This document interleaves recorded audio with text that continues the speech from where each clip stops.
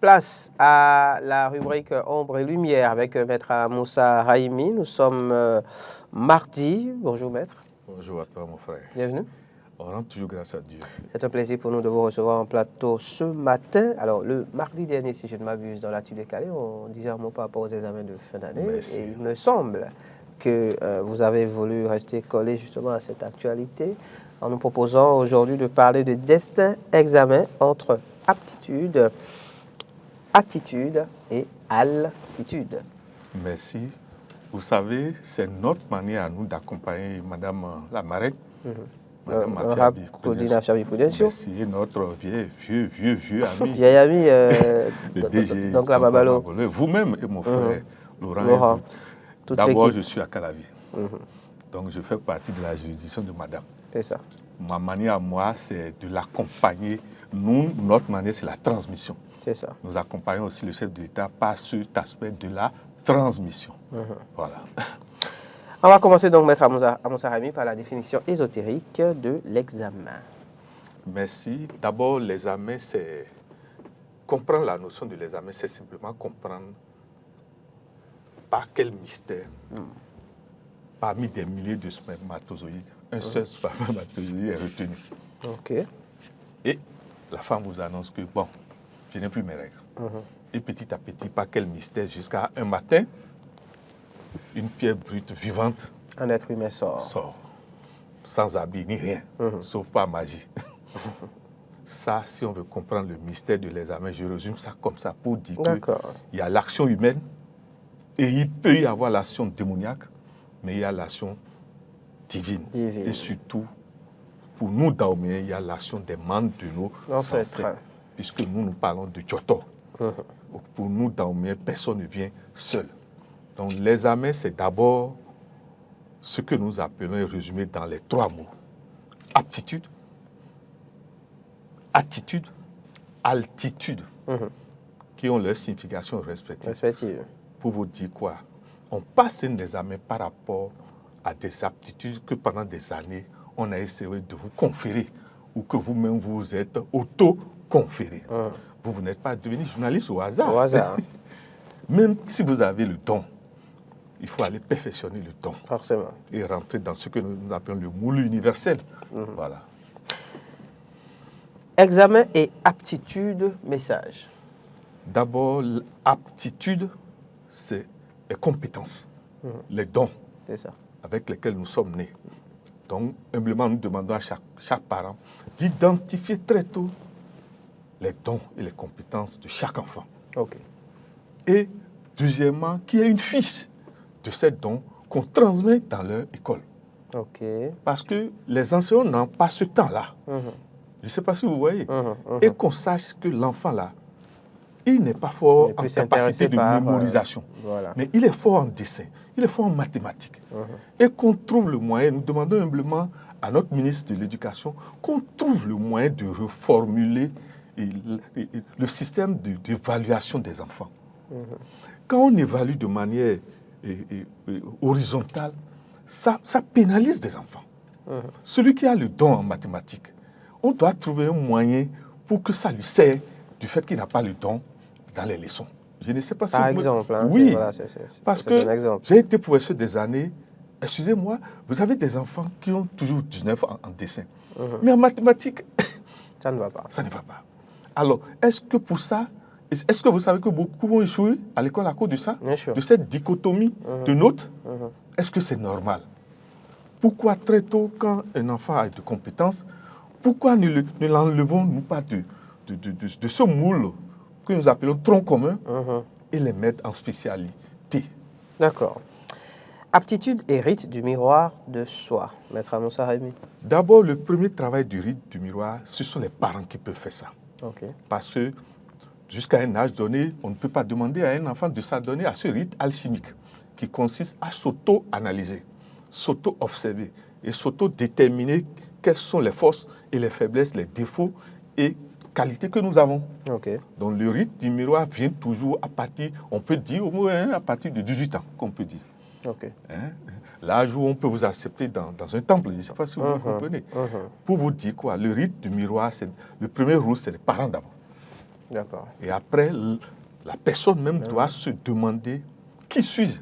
À partir d'un certain âge, évidemment. Quelle aptitude j'ai? Et pourquoi ne pas, avec respect, avec les parents, et qu'on vous aide à prendre cette route. À prendre cette route, cette image. Merci. La vigilance. Vous ne pouvez pas vous étudier à travers le miroir alchimique sans la notion de vigilance. Okay. Quel est l'animal qui annonce que le soleil s'est levé, mon frère? C'est le coq. Le coq. Et vous verrez, dans les grandes traditions ésotériques daomiennes, vous savez, l'animal là, c'est l'animal totem de qui? Parmi les grands de ce pays? Biogera. D'accord. C'est un de ces animaux totem. Totem. Pour vous dire que nous n'envions rien à la métaphysique occidentale. Nous avons des valeurs. Je ne sais pas si vous me comprenez. D'accord. C'est un signe pour vous dire que vous ne pouvez pas vous étudier dans l'état de somnolence. Tout à l'heure, vous parlez de tombeau. Comment on peut boire tombeau et être devant le miroir alchimique? Le miroir alchimique. Examen et environnement astral, maître Moussa Rémy. C'est le vrai problème du nègre. Pour nous, la sorcellerie existe. C'est ça. Et quand vous n'avez pas une certaine formation mentale, excusez-moi, point oui ou point non, vous croyez. C'est la sorcellerie. Et ça vous envoûte. Et vous pouvez, le meilleur peut échouer à cause de ça. L'environnement astral prend en compte ce que nous appelons d'abord les conflits réels. Okay. Quand un enfant va à l'examen, s'il est dans une maison, les parents doivent éviter éteindre les conflits avant que l'enfant n'aille à l'examen. C'est ça, vous en parliez la dernière fois. L'enfant même doit aller éteindre, même si vous avez raison, à cause de l'enfant, allez vous sacrifier et demander pardon, éteindre ce feu-là. Parce que dès l'instant où il y a conflit, le corps astral est percé de trous. Et donc, les infusions négatives pénètrent dedans. Et le sommeil est totalement dérangé. Parce que quand il y a conflit, vous ne savez pas l'âge astral de votre ennemi. De votre ennemi, justement. De votre potentiel ennemi. Il y a des gens, excusez-moi. Hein. On ne sait pas à quelle altitude est-ce qu'ils volent. Examen et anticipation sanitaire. Ça, c'est d'abord du rôle des parents, surtout de la mère. Et premièrement, les médicaments des vers, qu'on traite le palu. Tous les enfants ne supportent pas le moustiquaire, qu'on les respecte. Aujourd'hui, il y a le truc pour tuer les moustiques qui ne font pas d'odeur. Oui, les insecticides. Parce qu'il ne faut pas. Il faut déterminer si votre enfant est asthmatique. C'est ça. Et lui éviter tout ce qui peut lui réveiller. Parce que quand l'asthme se réveille, ça perturbe la mémoire. Forcément. Pour vous dire quoi? Le côté santé que chaque parent essaie, avec ses moyens, d'assurer la santé à ses enfants. À ses enfants. Maintenant, à l'école, nous demandons à nos bonnes dames de faire tout possible pour qu'on ne vende pas des tombeaux aux enfants. Qu'on ne vend pas des tombeaux aux enfants. C'est très important. Examen et environnement sonore. Ah, ça, sur ce point, c'est le travail des délégués d'abord. OK. D'abord, dans nos maisons, quand les enfants reviennent à la maison, même si ces jeunes aiment vos musiques, qu'ils respectent le fait que des gens vont à l'examen. C'est ça, ils ont besoin de calme. Et souvent, les métiers à bruit, soudeur, moulin, tout ça, qu'on essaie de respecter pendant le temps des examens juste. Et maintenant, pendant la période du déroulement des examens, nous demandons aux délégués de faire des tours de marche autour des centres d'examen et avec diplomatie qu'on négocie tous ces ateliers qui peuvent produire du bruit et qu'on leur demande pendant ce temps-là de bien vouloir faire attention. Parce qu'il y a des enfants, excusez-moi, qui, quand ils entendent des bruits brusques, ça peut totalement perturber l'ordre de leur inspiration. C'est vrai. Et l'enfant qui a des aptitudes peut se retrouver vraiment, voilà. Une autre image va s'afficher, celle-là, aptitude, attitude, vigilance. Vous avez déjà des dons. Si vous avez des dons et vous êtes impoli, quel directeur va vous promouvoir? Je ne sais pas si vous voyez. Voilà, vous êtes hyper fort, on sait que c'est vous en infographie. Mais vous êtes d'une impolitesse caractérielle. Même si le directeur veut vous promouvoir, écoute, pour vous dire nous, on a été, excusez-moi, le centre daomien, le centre béninois, un centre de démocratie monarchique. Nous ne sommes pas un centre de démocratie occidentale. Chez nous, au Bénin, l'aîné, c'est l'aîné. Point. Le chef, c'est le chef. Le chef, c'est le chef. Maintenant, tu vas insulter le chef au Bénin. Si tu ne sais pas faire, ton environnement astral sera perturbé dès le soir. Et les gens vont te montrer qu'on n'est pas blanc. Ça. Je ne sais pas si vous voyez. Mais oui, Thomas, mais oui, et moi. Je ne sais pas si vous voyez, quoi. Voilà. Allez à l'école pour votre avenir. Ah oui, aujourd'hui, il faut savoir, l'ancien raisonnement ne marche plus. Aujourd'hui, il vaut mieux, très tôt, aller à l'école de ses aptitudes. Ses aptitudes, c'est ça. Mais dans le même temps, se faire former sous l'arbre à palabre, sous le baobab, pour que l'attitude, quand vous sortez de chez vous, soit un réceptacle favorable pour vous.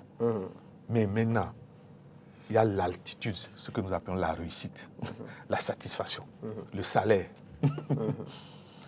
Le salaire doit être mérité et non être pris avec force et avec des méthodes diaboliques.